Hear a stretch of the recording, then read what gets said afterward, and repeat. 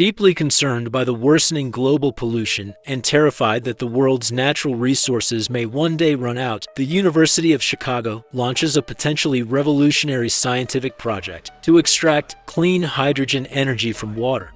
That night, Eddie returns home, continues working on the project in his home lab, and after a few hours is stunned to discover a sound frequency that perfectly stabilizes their experiment. Then, within minutes, the team gets the results they were hoping for and becomes utterly delighted to see the unprecedented success.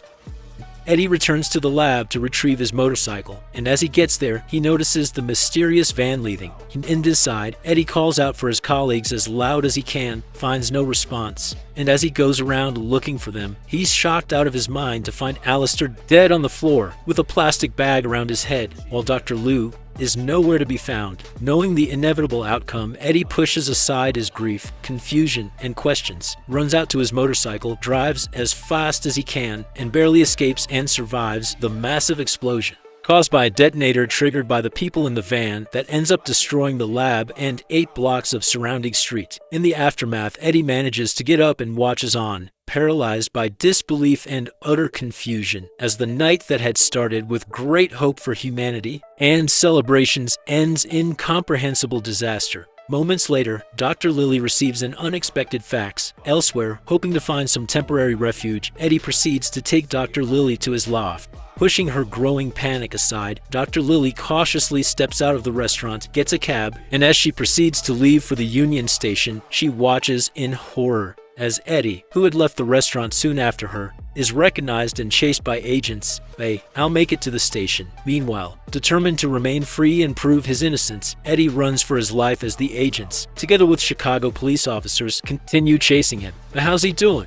Soon, more officers and agents, including police helicopters and boats, join the chase. He's gutful. Eddie manages to get down, stops the bridge just in time, makes his way back, and, unbeknownst to the agents, discreetly passes right under their noses and escapes. Elsewhere, with the help of Maggie, Dr. Lilly and Eddie try to figure out who could be behind all the chaos. As the sirens get closer, Eddie profusely thanks Maggie for everything and runs back to the observatory to retrieve Dr. Lilly. With friends like these, who needs enemies? A helicopter arrives, and to their shock, instead of assisting the trooper, the man inside shoots him dead, spares the duo's life, framing them with yet another crime in the process, and leaves. As officers start arriving at the observatory, without having a moment to wrap their heads around what just occurred, Eddie takes the gun from the dead man, and the duo runs as fast as they can with the officers in tow. Luckily, after an exhausting run, the duo finds a fire rescue boat and uses it to flee the area. Eddie then comforts Dr. Lilly, and hoping they can use it for their escape, goes out to the garage to fix the car he saw parked there. With the help of Dr. Lilly, Eddie manages to neutralize the assailants, and shocked by the close call, the duo drives away while going through the contents of the intruders' wallets. Despite failing to learn their identities, the duo gets clues hinting at connections to Leesburg, Virginia. Later, the duo gets to the city. Unfortunately, after a few minutes, Eddie and Dr. Lilly are separated,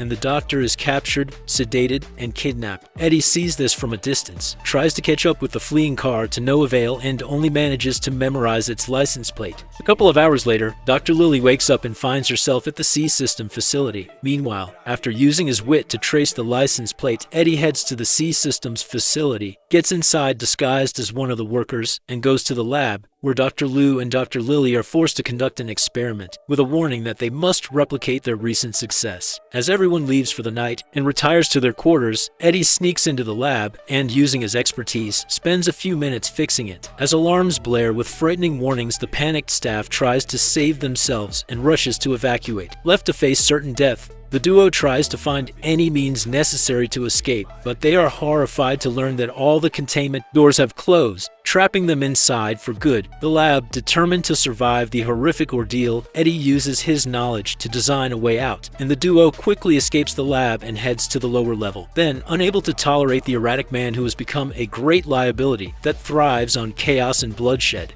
any longer, Dr. Paul fatally shoots Lyman. He then quickly leaves the elevator and proceeds to turn off the containment containment system, which opens the locked gates, allowing the desperate Eddie and Dr. Lily to escape. Eddie once again outsmarts the men and, after a brutal fight, joins Dr. Lily, and with the help of the staff on the ground, attempt to get out of the facility, which soon explodes. Then, as everyone holds their breath in anticipation, the duo barely makes it out of the disaster and are met with the happy cheers of the staff. Later, the whole C-Systems complex implodes, leaving no trace of its existence.